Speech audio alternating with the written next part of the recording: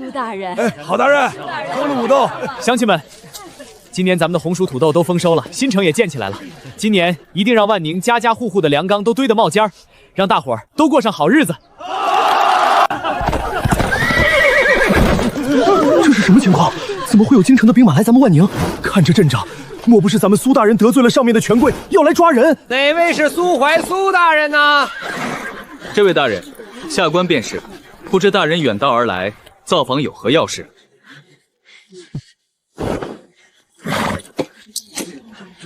苏怀听旨。奉天承运，皇帝诏曰：万年县令苏怀治政卓异，教化有方，实乃国之栋梁，朕心甚慰。稳了，这绝对是升迁。特擢升苏怀为江南两淮盐运使司副使，即日启程，不得有误。钦此。大人，这怎么能去江南呢？那是虎狼之窝呀！儿啊，咱不去行不行？咱们在万宁有吃有喝，这土皇帝当得好好的，干嘛去送死啊？爹有钱，爹养你一辈子啊！公公，陛下还有其他口谕吗？陛下说了，万宁这块硬骨头你都能啃下来，江南那团乱麻也就只有你这把快刀才能斩得开。陛下还说，苏怀是个能力，更是个孤臣。江南盐政糜烂，国库空虚，朝廷需要钱，更需要一个敢把天捅破的人去把钱收回来。这差事别人干不了，也不敢干，只有你苏怀有这个胆子，有这个手段。果然，这就是一场交易。替我回禀陛下，这把刀，苏怀当了，江南的盐，我会一粒不少的替陛下收回来。是。大人，您真要去吗？那可是江南啊，那里的豪族比咱们万宁的强了何止100倍。属下听说那边的盐枭都有私兵，甚至连官府的兵都敢杀。老马、铁柱，你们觉得我在万宁做的事容易吗？万宁我都平了，区区江南又算得了什么？他们有钱，我有更赚钱的手段；他们有私兵，我有大钱最精锐的盟友；他们有靠山，我现在就是钦差，我背后站着的是皇帝。大人，不管您去哪儿，铁柱这条命都是您的，哪怕是刀山火海，属下绝不皱一下眉头。誓死追随大人。江南，既然你们喜欢玩钱、玩权、玩手段，那我就来给你们上一课，让你们知道什么叫做真正的降维打击。不管你去哪里，是天堂还是地狱，我都会在你身边。谁想动你，先问问我手里的剑。好，咱们一起去把那江南搅个天翻地覆。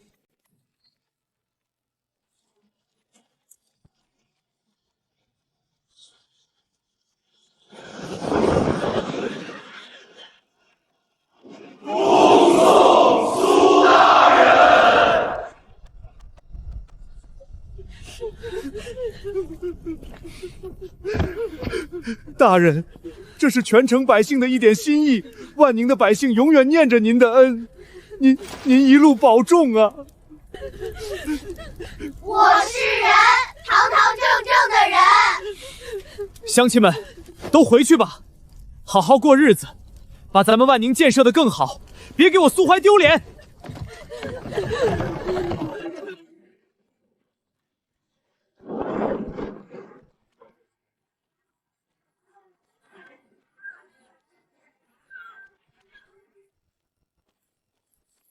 这是我爹刚让人送来的加急密信。江南水深王八多，若是有人敢欺负你，尽管放手去杀。我已调了一队精锐黑狼骑乔装改扮，明日启程南下。另外，江南水师提督是我当年的亲兵，这层关系你尽管用。这就是底气。有民心所向，有我爹撑腰，有现代科技，有超前思维。此次江南，你必胜。开船！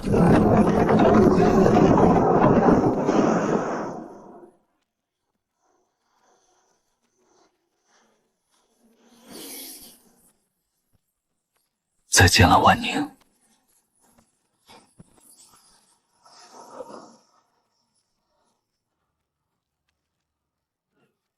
儿啊，你放心去，爹替你守着这个家。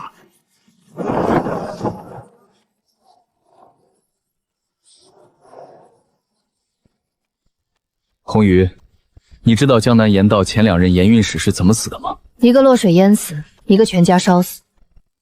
他们死，是因为他们只是官，而我带了20门泡泡。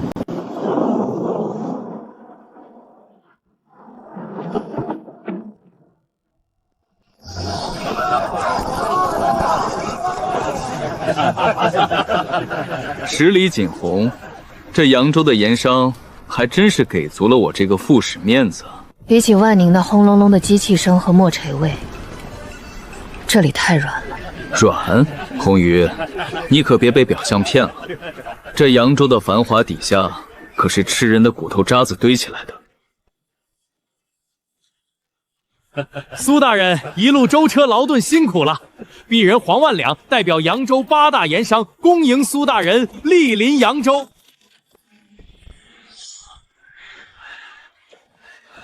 奴家如烟，见过苏大人。苏大人，这点黄白之物是给大人的茶水钱。至于如烟姑娘，乃是寿山湖的花魁，特地献给大人解旅途疲罢。好金子，成色十足，黄总商果然大气。大人喜欢就好。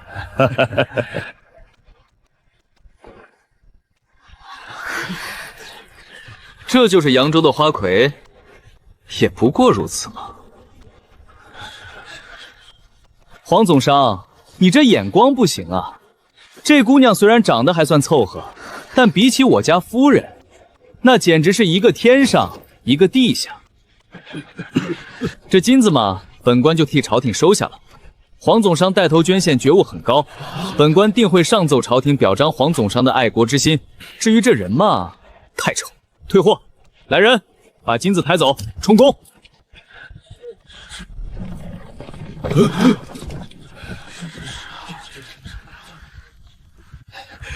苏大人果然清正廉洁，在下佩服。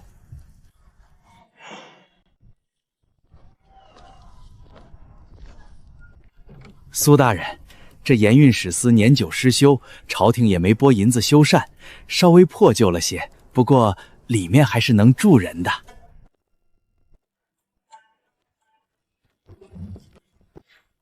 行了，黄总商，你可以走了，本官要休息了，恕不远送。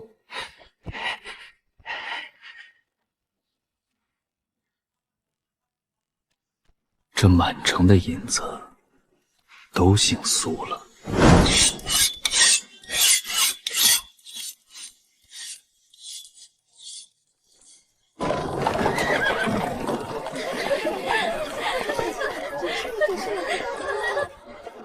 包下醉仙楼请女人吃饭，咱们这位苏大人，看来真是个不折不扣的风流才子啊！我还以为他昨天那一手冲锋有多硬气呢，原来是个银样绿枪头，正事不干，先想着讨好女人，这种人不足为惧。让咱们府里的夫人们都去，打扮得漂漂亮亮的去，让他沉迷酒色，总比让他盯着咱们账本强。各位夫人，苏大人公务繁忙，今日由在下代为招待。大人说了，扬州的夫人们个个国色天香，若没有好物件衬托，那便是暴殄天物。所以今日特意从海外弄到了几项稀世珍宝，请各位品鉴。切，一个穷酸官能有什么宝贝？别是拿些破铜烂铁来糊弄我们吧？上宝。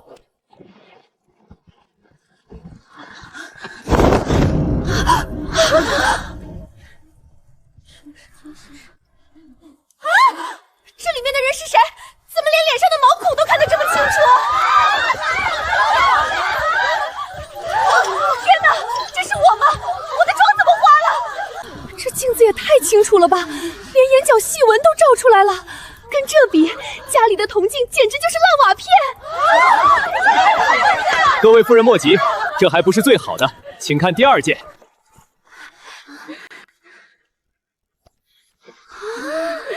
此物名为女神之泪，只需1滴，留香3日。多少钱？我买了。拍卖，第1瓶起拍价500两。1000两，1500两，2000、3000、4000、5000两。谁敢跟我抢，就是跟我皇家过不去。 5000两成交。5000两，那个败家娘们花5000两买了一瓶水，这哪里是请客吃饭，这分明就是抢劫，是明抢！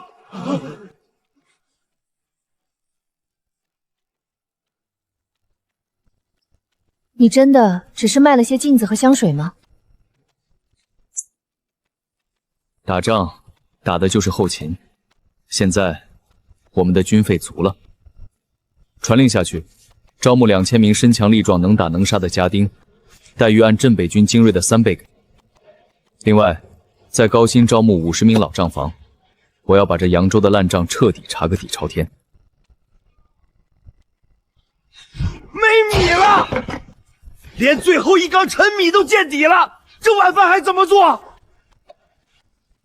今儿个一大早，我跑遍了全城20家米铺，可没一家肯卖给咱们。我刚开口说我是盐运使司的，那米铺掌柜直接叫了一帮打手把我们轰了出去。他们还放话，谁敢卖给苏大人1粒米1滴油，就是跟8大盐商过不去，以后别想再在扬州混。哟，苏大人来了，坐，随便坐。衙门里伙食不好吧？听说苏大人的厨子今天连米都没买到。来，尝尝这道松鼠桂鱼，扬州一绝。苏大人，咱们明人不说暗话，扬州水很深，你一个外来的把握不住。只要你乖乖听话，当个盖印的菩萨，我保你顿顿山珍海味，3年任满，带着几10万两银子回京，升官发财。但你要是非跟咱们过不去，非要查什么账，今儿个衙门断粮只是开始，明天全扬州所有商铺都会罢市，到时候整个江南都要乱。这个责任，你苏怀担得起吗？苏大人想通了。黄老板，你是不是误会了什么？我苏怀这辈子最讨厌别人威胁我。还有，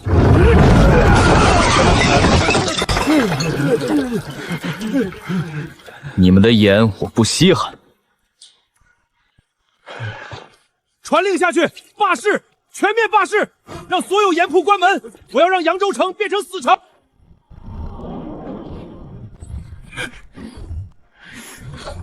怎么全关了？连米都买不到了。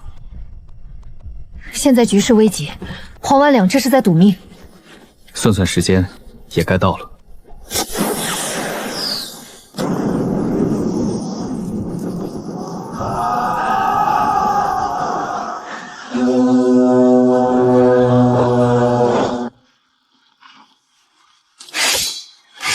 开哨！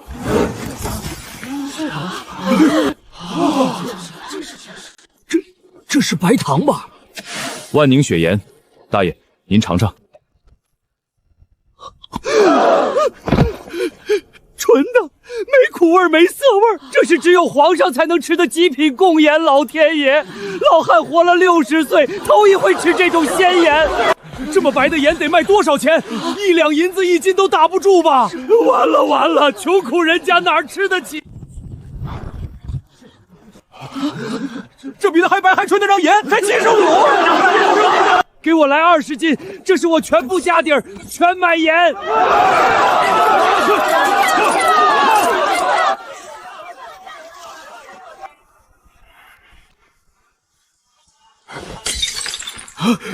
75万，他疯了！老爷，那雪盐品质极高，全城百姓都疯了，全跑去官府买盐。咱们的青盐1两都卖不出去。他一个穷县令，就算从万宁运了一批盐，又能有多少？几万斤，10几万斤。扬州可是100万人口。传我的话给另外7家，把地下银库全打开，把流动资金全部抽出来。他苏怀敢卖，我们就敢买。派人换百姓衣服，带马车去扫货，把他的血盐全部扫空。我倒要看看他存货见底的时候，这扬州城还不是我黄万两说了算。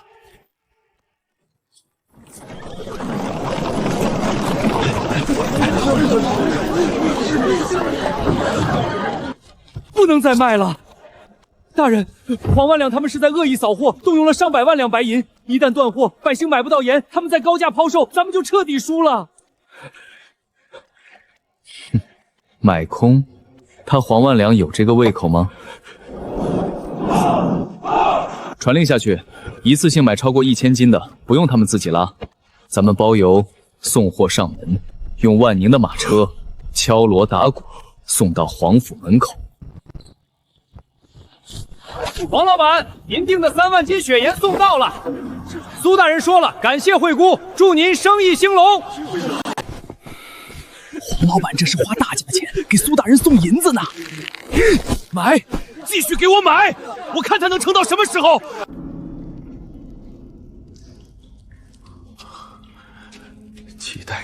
几代人的银子全填进去了。老爷，恒丰钱庄的人今早又来了，说那笔借款。老爷，市面上36个寿盐点还在照常卖，万宁的马车每天从码头拉货，一车接一车，没有尽头。怎么可能？他一个县令，怎么会有这么多盐？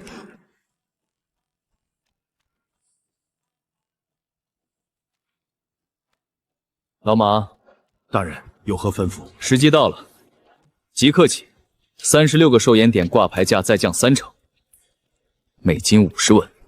50文，这连煮盐的柴火钱都不够。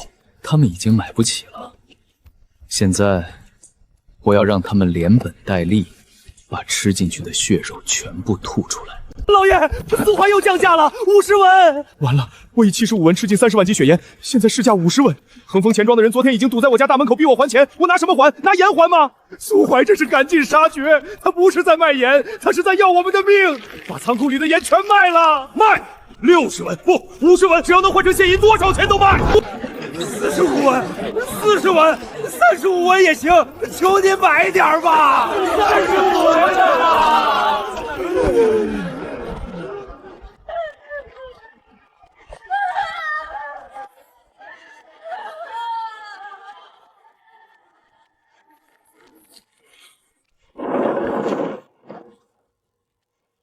你断我的生路，我就断你的命。主子，你要属下做什么？正道走不通，那就走黑道。去两淮盐场告诉那几万苦力，苏淮要砸他们的饭碗，让他们全家活活饿死，给他们发银子、发铁棍、发砍刀。主子，山东暴乱，满门抄斩的死罪，法不责众，几万人造反，朝廷怎么杀？朝廷只会怪苏淮这个酷吏逼民造反。等乱民把他砍成肉泥，扬州城还是我的。属下遵命。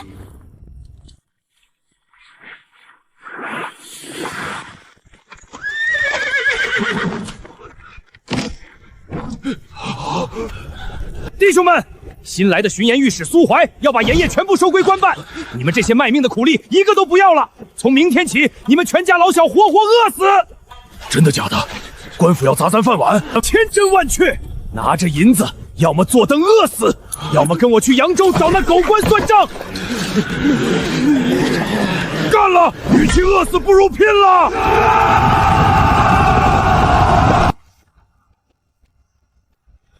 大人，出大事了！两淮盐场火光冲天，黄万两的余孽散布谣言，说大人要断绝盐工生路，数万盐场苦力已经暴动了，漫山遍野都是人。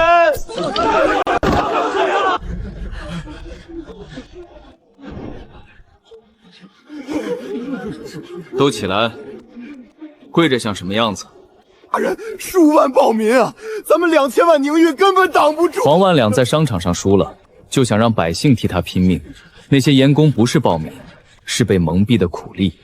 他们一辈子被包工头盘剥，从没见过真正为他们说话的官。只要让他们知道，谁才是砸他们饭碗的人，谁才是给他们活路的人，这场暴乱不战自破。传令赵铁柱，500黑狼旗即刻换衙役服待命。传令叶红瑜。大人，等你这句话等了3天了。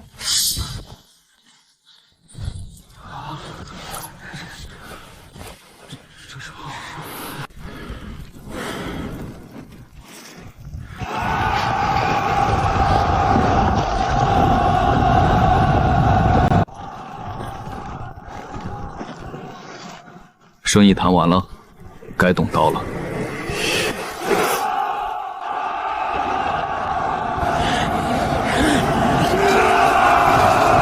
关城门，搬石头，绝不能让暴民冲进来。谁让开的门？这是拉全城人陪葬。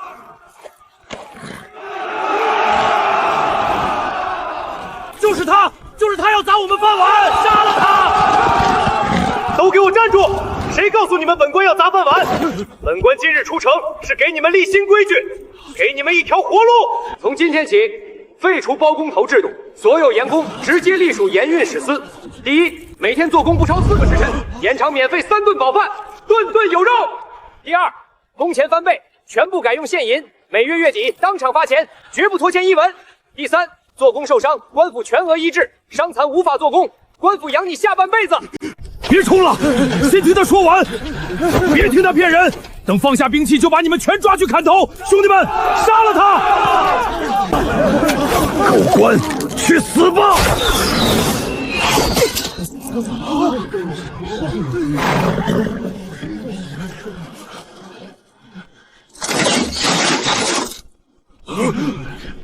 煽动者杀无赦，器械者既往不咎。放！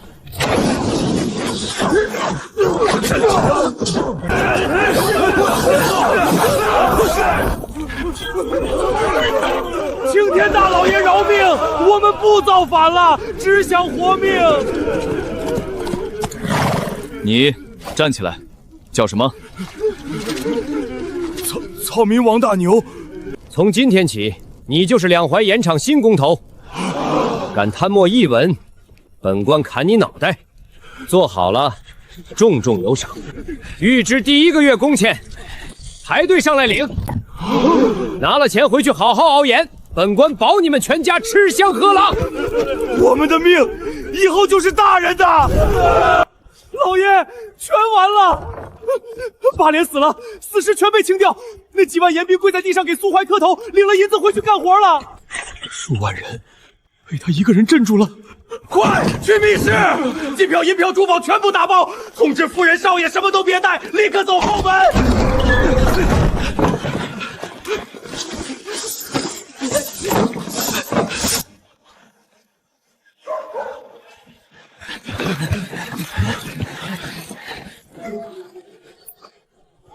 快上船，走水路去金陵。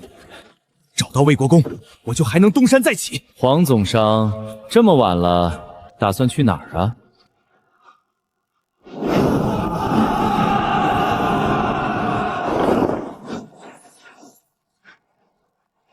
好啊，怎么不跑了？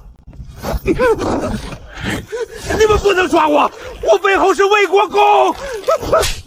快走，大人在城头等着。苏大人，我错了，我把所有钱都给你，求你留我一条狗命。我说过，你的命我预定了。来人犯！大乾历17年，江南大旱，8家囤积居窟，盐价从20文抬到300文，江都、江宁2县3000百姓啖食而死。大乾历19年，你们勾结太湖水匪劫盐船，私盐倒卖北蛮，逼172名盐工跳海自尽。大乾历21年，黄万两强占城南良田，纵火烧死李老汉全家7颗血，最后都不放过。铁证如山，你还有何话说？我黄家每年给京城魏国公送300万两孝敬，这江南的盐是魏国公的盐。你敢杀我，魏国公一句话让你死无葬身之地，连你万阳县所有人都要陪葬，你敢吗？苏大人使不得，魏国公门生故事遍天下，咱们惹不起，不如先收押，请示京差了，怕了就放老子，给我磕头认错。大人三思，魏国公门生故事遍天下，咱们惹不起呀。怎么气急败坏了？踹自己人有什么用？有本事！黄万良，你以为区区一个魏国公就能保住你的狗命？奉天承运皇帝诏曰：江南盐务糜烂，官商勾结，天怒人怨，特赐巡盐御史苏怀遍辟行事之权。凡涉盐务贪腐者，无论官职高低，无论背后靠山是谁，皆可先斩后奏，皇权特许。皇权特许，先斩后奏？不可能，国公爷会来救我的。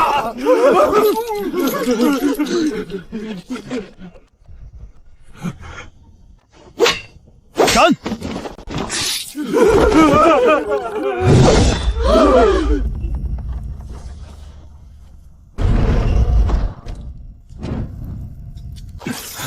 大人，光这一间就不下200万两。大人，8家合计超出现在2000万两，比大前国库1年输入还多。8大盐商几10年搜刮的民脂民膏，今日物归原主，1000万两押送进京充国库，500万两修缮运河水利，300万两补发盐工10年欠薪建安居新城，200万两扩城修路办学。苏神仙啊，老天爷开了眼了！下官知罪，这是30万两贪墨，连本带利全在这儿了，求苏大人饶命！下官知罪。华圈的革职押送京城，剩下的罚俸3年，留用官场。老马，从明天起，你兼任盐运使司2把手，万宁带来的人该安排的都安排上。是。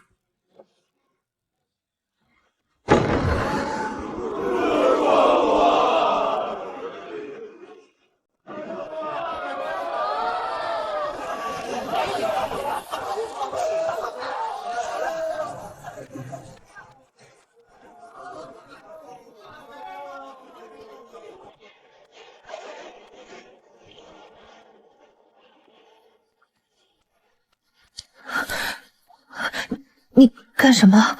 让人看见了。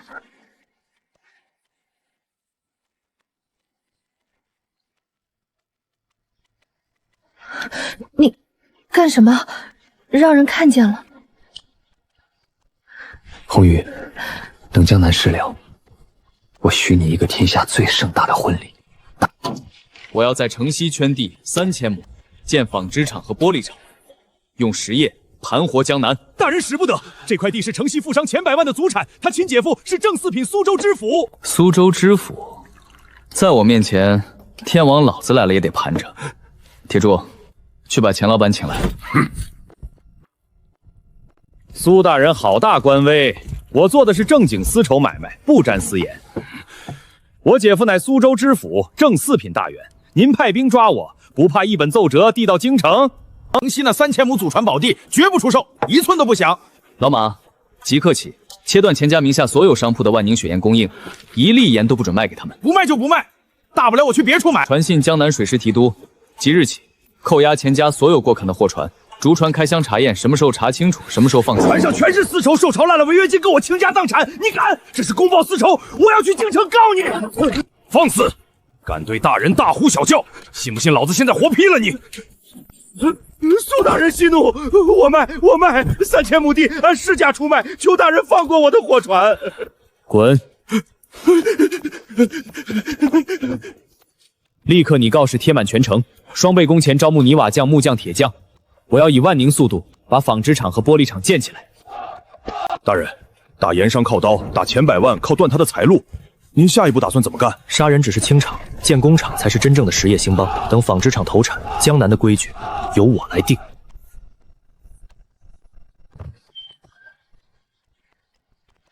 大人，夜深了，喝口热汤。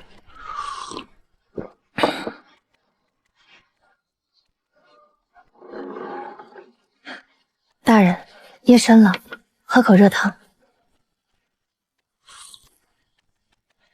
苏怀，你强拿了钱百万的地，又得罪苏州知府，我们在江南树敌太多了。这江南的旧势力就是一座腐朽铁屋子，不砸碎，百姓永远没有活路。不管前面挡着谁，我要与他们斗争到底。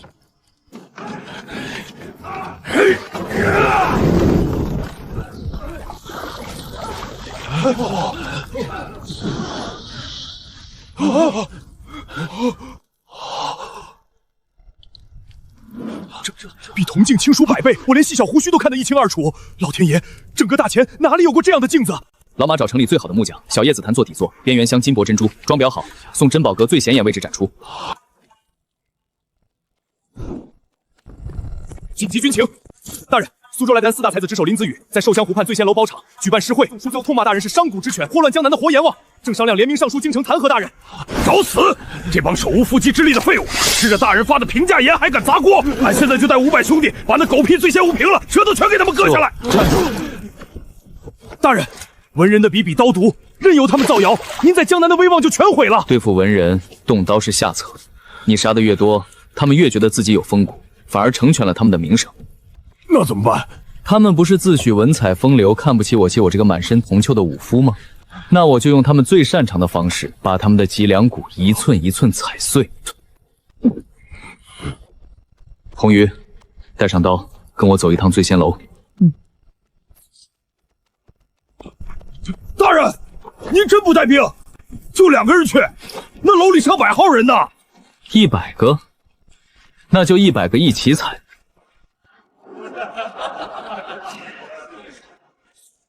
林兄这句“屠夫提刀乌流牛，铜臭熏天乱扬州”，字字珠玑。诸位谬赞，林某只是痛心江南大好河山落入商贾之权手中，我辈读书人当以笔为刀。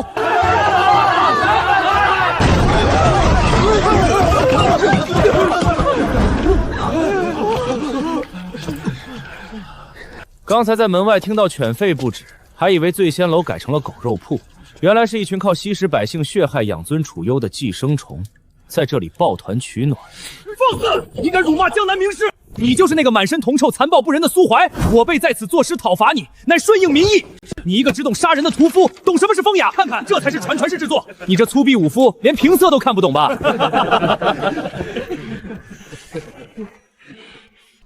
死了！破烂玩意儿！粗鄙武夫，你敢回我？你懂什么诗书？君不见黄河之水天上来，奔流到海不复回。君不见高堂明镜悲白发，朝如青丝暮成雪。人生得意须尽欢，莫使金樽空对月。天生我材必有用，千金散尽还复来。钟鼓馔玉不足贵，但愿长醉不复醒。古来圣贤皆寂寞，唯有饮者留其名。五花马，千金裘，呼儿将出换美酒，与尔同销万古愁。不可能！你抄袭！你一个商贾之权，怎么可能写出这种诗？你是骗子！赵客漫胡营，吴钩霜雪凝。银鞍照白马，飒沓如流星。十步杀一人，千里不留行。事了拂衣去，深藏身与名。走吧，去看看纺织厂出货情况。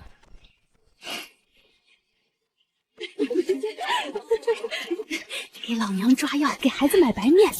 你们想干什么？这是苏大人开的厂子。你们这些女人抛头露面出来做工，说白了不就是出来卖的？赔大爷几个快活快活！找死！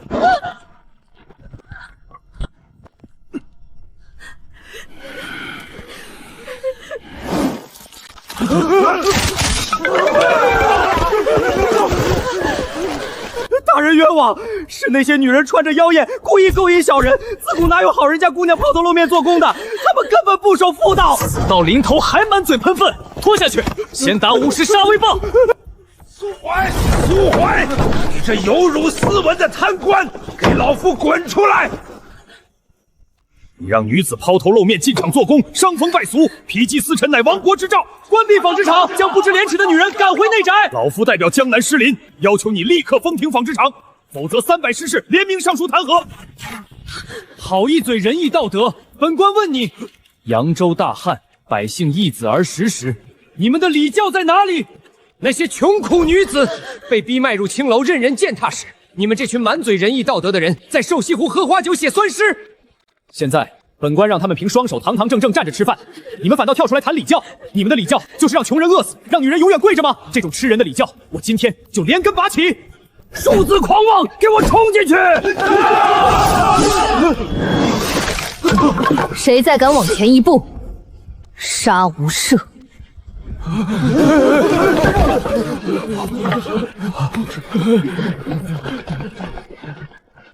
大人，红羽请战。愿亲自挑选人手，日夜保护女工。老马，去纺织厂挑50名身强体壮的女工出来，成立女子巡逻队，叶红鱼全权统领，配黑色皮甲，军用连弩、金刚短刀。大人，这千古未有之事啊！女人拿刀弩上街巡逻，律法里没这条规矩。御史台言官非弹劾死咱们不可。在这江南，我苏怀的规矩就是规矩，去办。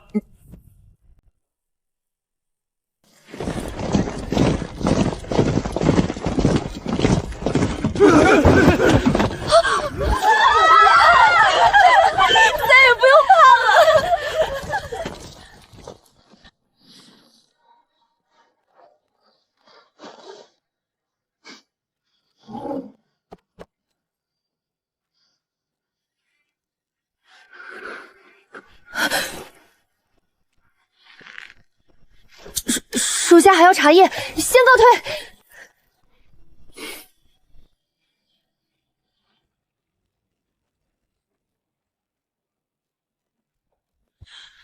本官乃户部侍郎，奉内阁文书南下查办。你们苏怀呢？为何不来迎接钦差？苏大人忙着建厂没空，客栈自己找去。苏怀，本官奉内阁文书查办你滥用银两、违规建厂，你目无上官，藐视钦差，本官要摘了你的乌纱帽！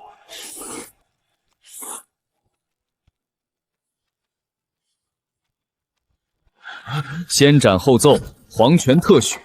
你那内阁文书算个什么东西？就算有圣旨，本官也要查账。户部有权审计地方开支。查，欢迎。铁柱，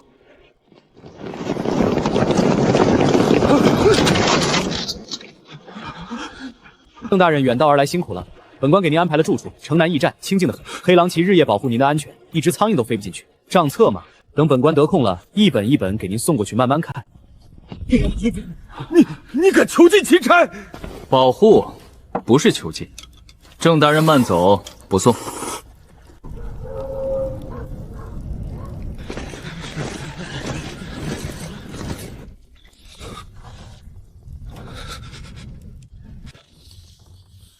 大人，厨房里什么都没有，连口干净水都找不到。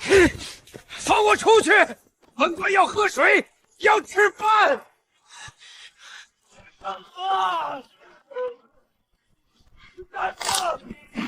急什么？饿上几天就老实了。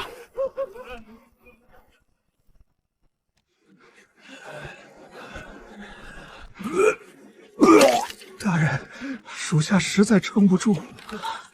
本官是正三品户部侍郎，是钦差大臣，苏怀他不能这么对我们。郑大人别急，苏大人说了，账册快整理好了，您再等等。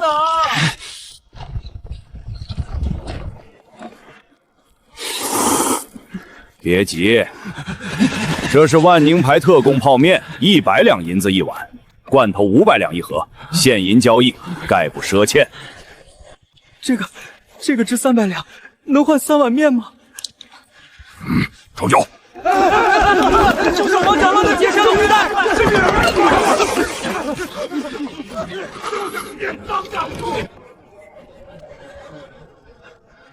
大人，属下们撑不住了。陈爷，从后墙那个狗洞钻出去吧。你说什么？本官堂堂正三品钻狗洞？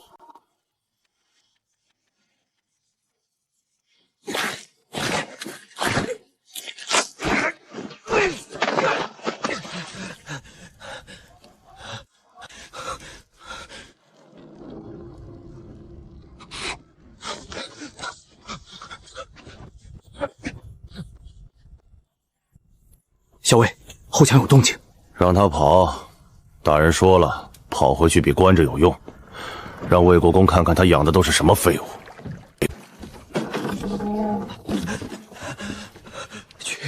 去京城，快走！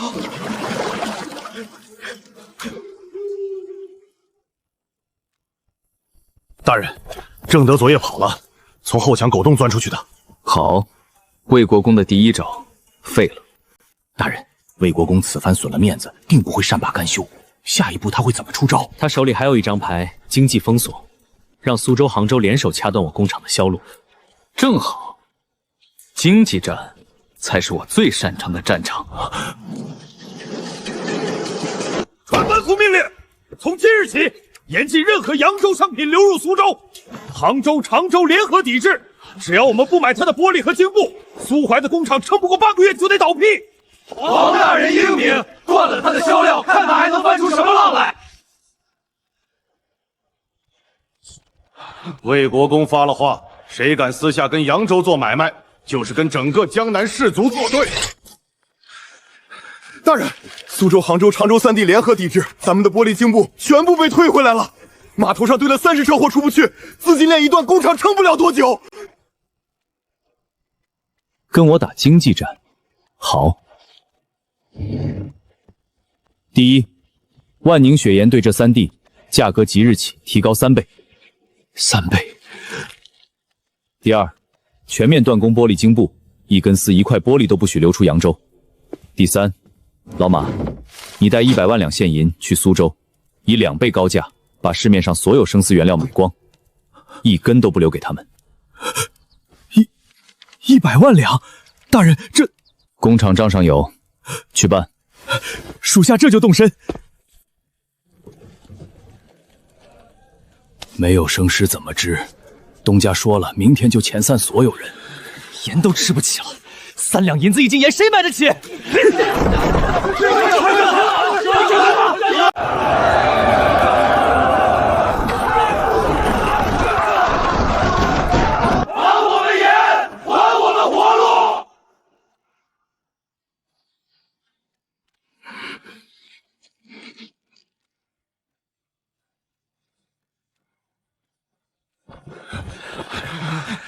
苏大人，是我们有眼无珠冒犯了您，求您高抬贵手恢复供盐，苏州要乱了。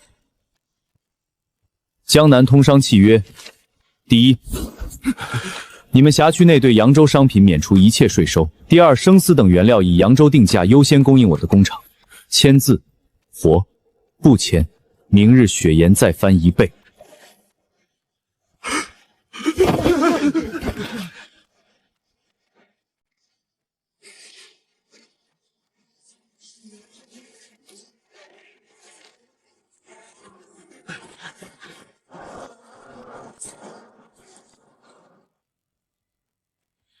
红宇，你知道我的终极目标是什么吗？我要造最多的枪炮，然后带着这些底气出去看看。去哪儿都行，我都跟着你。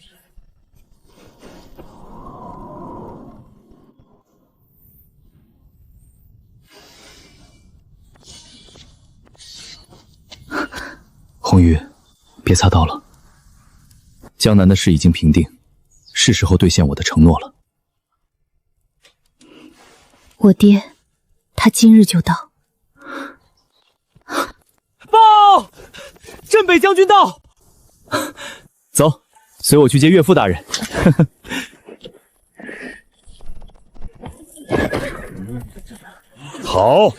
好一个江南大志！晚辈苏怀，拜见伯父。今日斗胆前来，正式向您提亲，求娶令爱红鱼为妻，恳请伯父成全。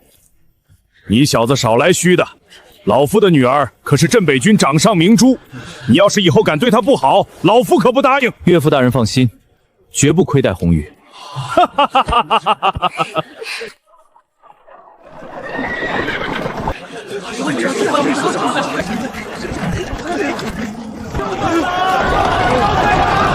苏州知府王大年为叶统领天庄，极品东海雪山湖一对，苏绣百鸟朝凤喜服10套，黄金10万两。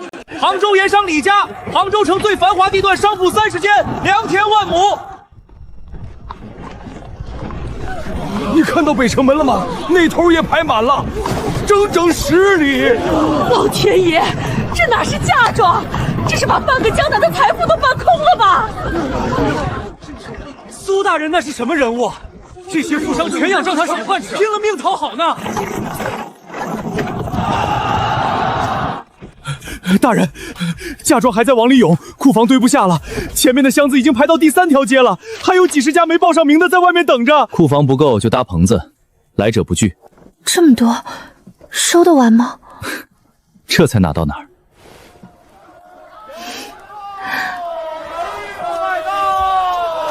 大人，京城来人了，800里加急，御林军护送。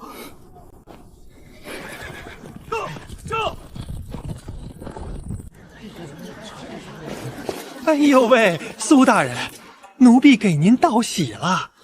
皇上听闻您大婚，龙颜大悦，特命奴婢800里加急送来贺礼。奉天承运，皇帝诏曰：江南两淮盐运使司副使苏怀，治国有功，安邦有策，实乃国之栋梁。今闻其大婚，朕心甚慰，特赐其妻叶氏红鱼为1品诰命夫人，赐御制龙凤呈祥玉如意一对，此婚期大典由皇家内务府协理钦此。一品诰命，那是国公老夫人才有的荣誉。叶姑娘才多大年纪？皇上这哪是封赏叶姑娘，这是在告诉全天下，苏怀是他的人。从此以后，谁敢动苏怀，就是跟皇权作对。臣苏怀，领旨谢恩。苏大人，皇上还说了，您这大婚的排场必须办得风风光光。内务府的人已经在路上了，有什么需要，您尽管吩咐奴婢。一品诰命。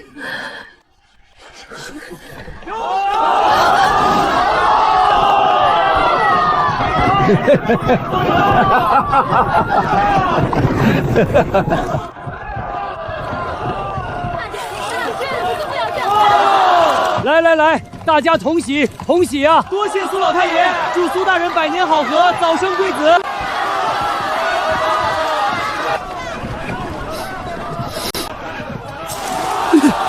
好，我儿出息了。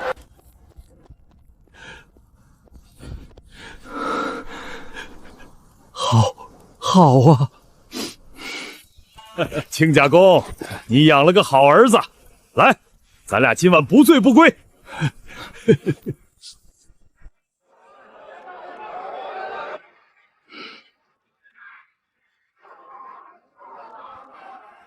明日迎亲。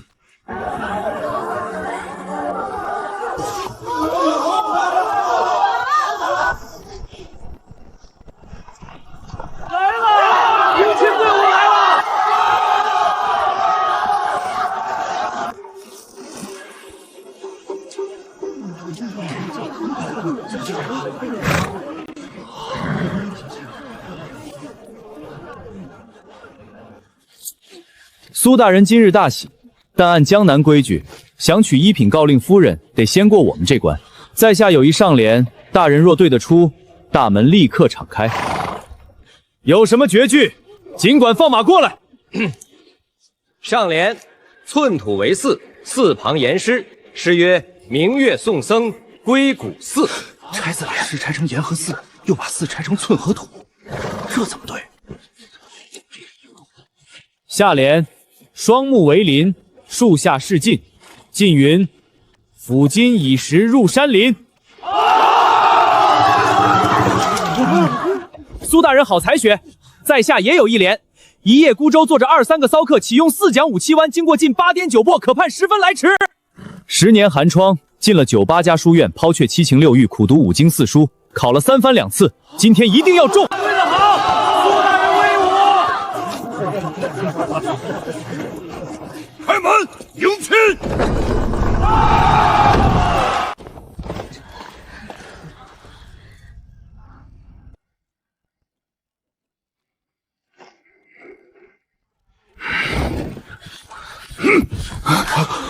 我把千金子交给你了，苏怀，你听好，你若敢让他受半点委屈，老夫带30万镇北军踏平你扬州城。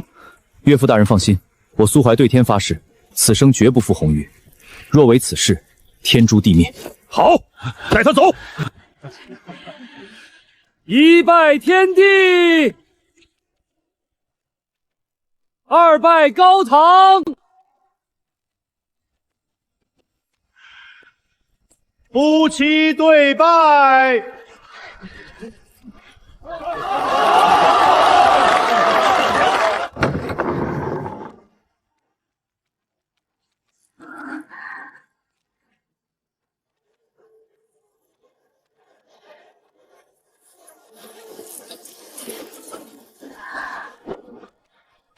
合卺酒还没喝。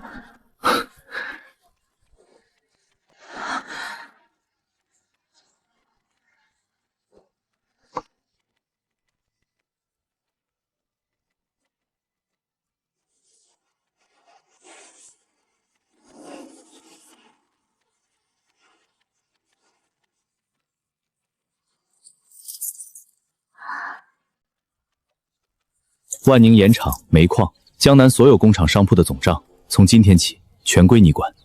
这全部？你不怕我卷了跑路？我主外，你主内，苏家的天下一半是你的。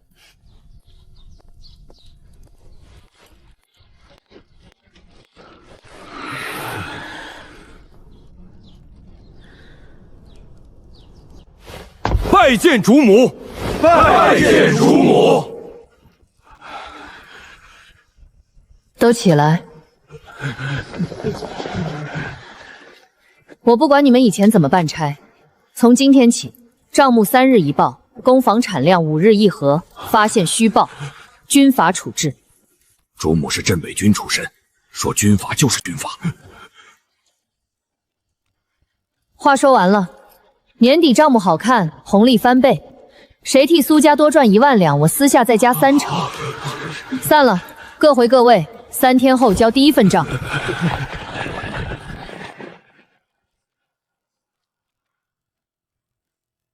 大人，江南8府64县商会送来的贺礼，现银两100万两，另有地契庄园折合300万两，合计500万两白银。500万两啊，大人，国库1年税收也就这个数。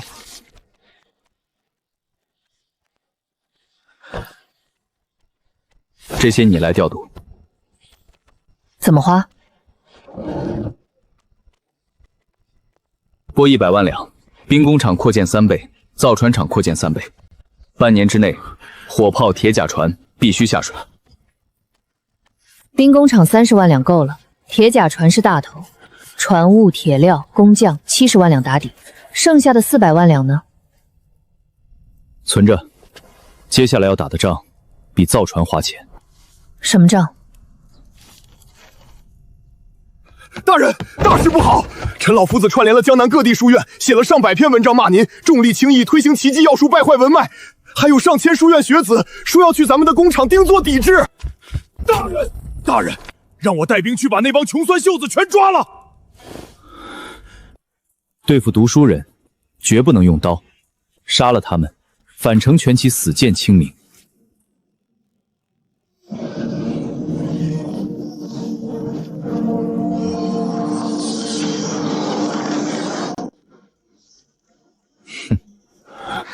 笔墨纸砚，给我备足！我要亲手写一本书，彻底砸碎这帮腐儒的饭碗。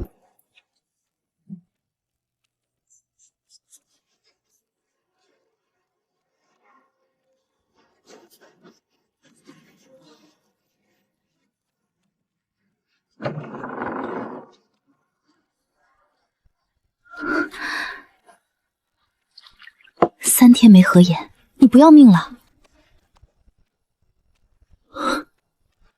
成了！哈哈哈！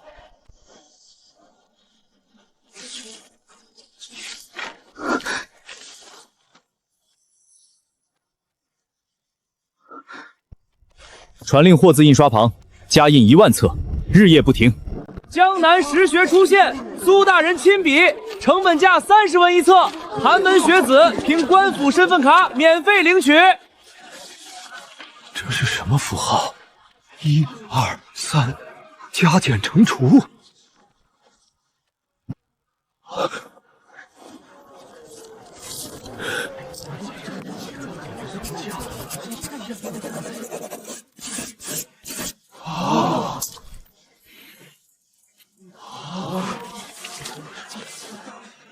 3天，衙门账房3天都算不出来。半盏茶，神迹，这是神迹呀！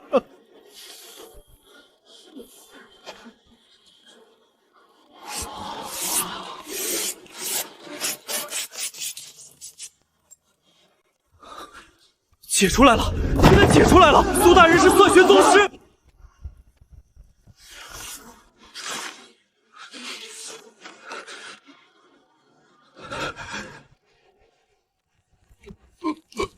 败坏文派的毒药，邪术，这是邪术！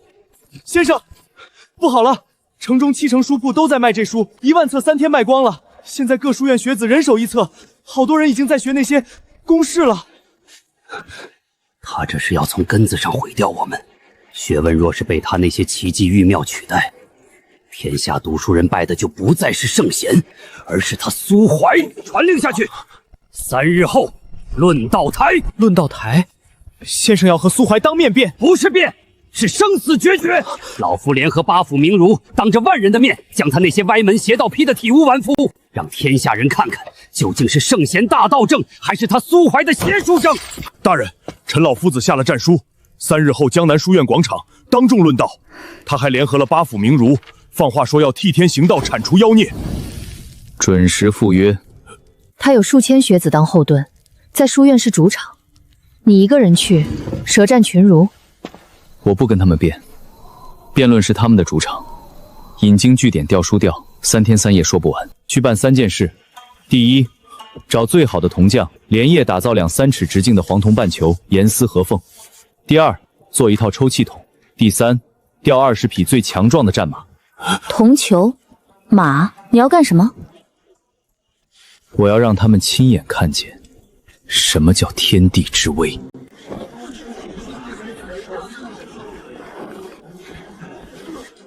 铲除邪术，还我盛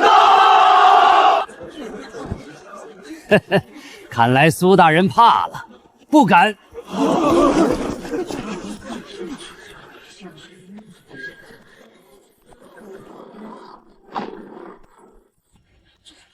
苏怀，你奇技余术蛊惑人心，你歪理邪说荼毒学子。今日论道台上，你若输了，当众焚毁你那本邪书，永不再传。焚书！行，你先说。圣人云：格物致知在于正心诚意。你那些奇技乐术，能教人修身齐家治国平天下吗？商贾逐利必乱纲常，工匠雕虫必废圣学。先生大义！古往今来，哪朝哪代是靠你那些铜奏之物治理天下的？苏怀，你哑巴了！有本事你反驳！说完了。你那套圣言文章能堵住黄河决口吗？能让地里多长1粒粮食吗？瘟疫来了，你念几段轮医能治好病人吗？放屁！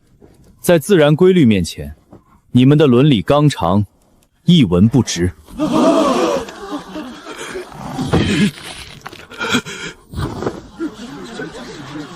把东西抬上来。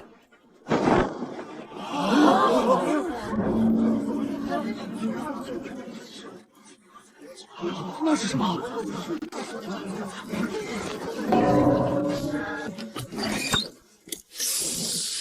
诸位都看清了，这是2个铜球合在一起，中间的空气被抽干了。现在我请陈老先生上来，把它拉开。哼，哗众取宠。一个人拉不开，那20匹战马呢？撤！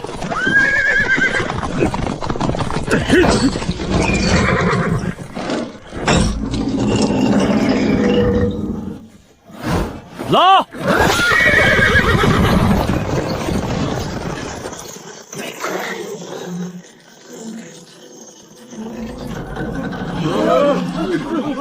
妖法，这是妖法！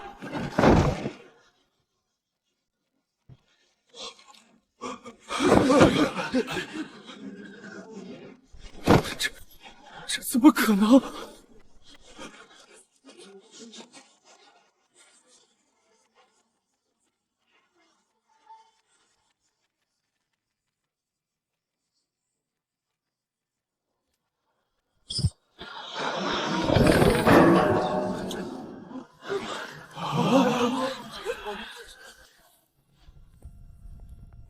这就是大气压力，天地之威。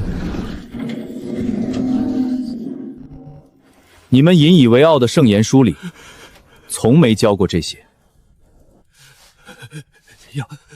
妖法，你用妖法蛊惑，20匹马拉不开，我1根手指拧开了。如果这是妖法，那空气就是妖怪，天地就是妖窟，你我脚下每一寸土地都在施法。20匹马拉不开，1根手指。别过去，陈老先生还在。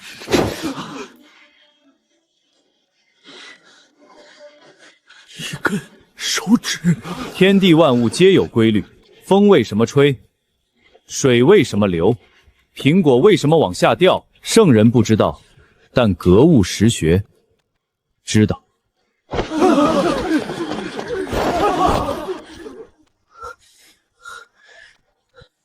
先生大才，学生井底之蛙，学生愿弃礼从实，求先生收录。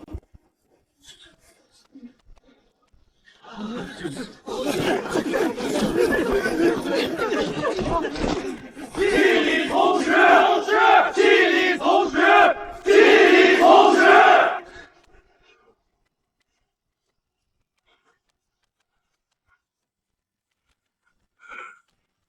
起来，跪天跪地跪父母，不必跪我。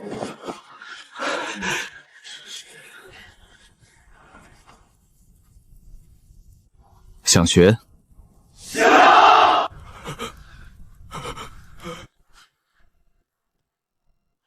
数典忘祖的畜！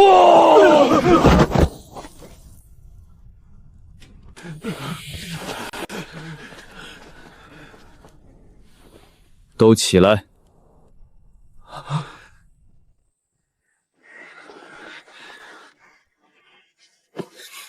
先生，您方才说格物实学能解释天地万物，学生斗胆请问，从何处学起？你叫什么？学生林志远，江南书院甲字科。你们想学实学，我教。但不是在这里，我要建一所学堂，不只教四书五经应付科举，算术、物理、农学、工科，全部列为正科必修。先生，这些从未列入科举。科举考什么是朝廷的事，但你们能做什么是你们自己的事。修桥铺路、造船铸炮，让百姓吃饱穿暖，这才是真正的经世致用，这才是读书人该干的事。先生说的对，愿入先生门下。先生万岁，实学馆万岁！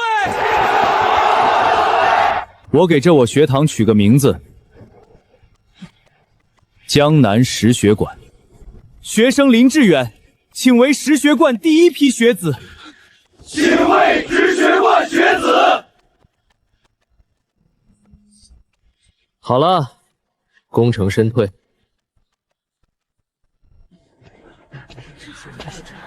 忙活你了。怎么说？实学馆选址建设、招工采买，全交给你。多大规模？100亩地，10万两银子。我要10天之内看到学堂立起来。行，10天，1天都不会多。明日早朝，诸位跪得下去吗？国公爷放心，半个朝堂的轴子已经备好了。苏怀，你在江南蹦跶的越高，摔下来就越疼。陛下，臣弃械弹劾盐运使苏怀10大罪状。其一，撕掉黑狼旗500精锐，拥兵自重；其二，恶朝廷钦差钻狗洞，目无君上；其三，屠杀盐商中饱私囊；其四，纵容女子巡逻，败坏纲常。10大罪状罄竹难书，恳请陛下凌迟处死苏怀。陛下，500黑狼旗皆北疆精锐，他一个文官要兵做什么？狼子野心昭然若揭。严惩国贼苏怀。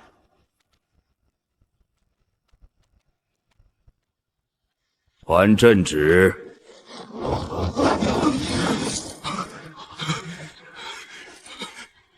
陛下，800里加急！苏怀押解税银1500万两进京，车队从南门排到30里外，一眼望不到头。多少？1500万两白银。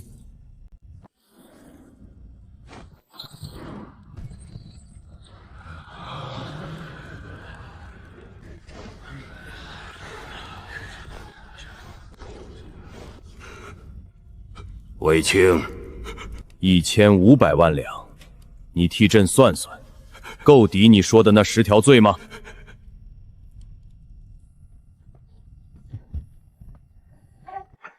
？9天半，还快了半天。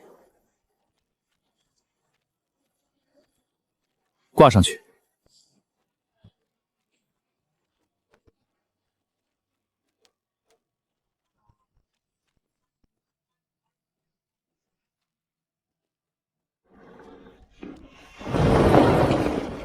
先生好。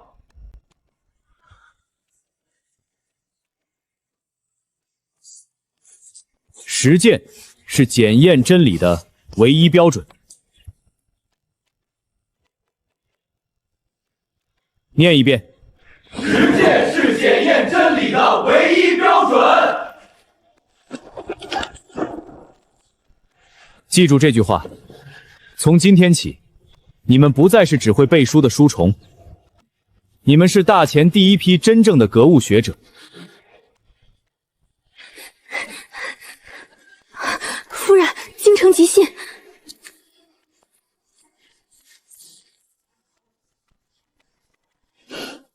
夫人，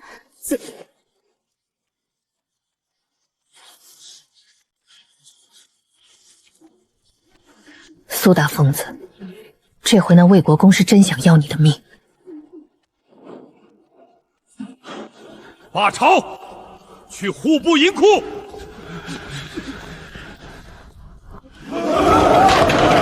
银子，真的有银子啦！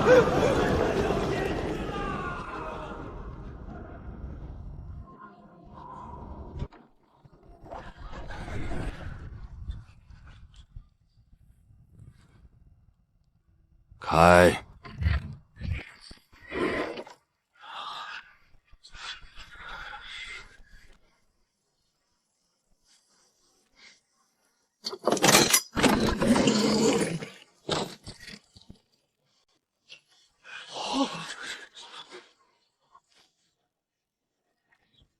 北将军饷有了，黄河修缮有了，大钱有救了！陛下，这是苏怀随银附上的亲笔奏折。8大盐商10年侵吞盐税1200万两，臣已逐一清算追缴。江南盐政改制后，年入300万两，已全数押解入京充国库。扬州民生安治，盐户转业，商路疏通，详列附册，请陛下预览。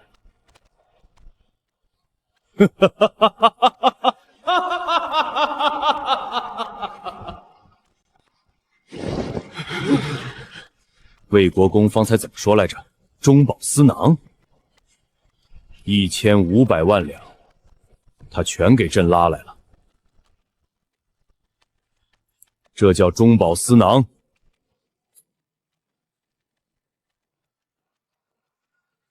传旨。奴才在。让魏国公来朕的御书房。朕倒要问问他，还有什么脸站在这朝堂上？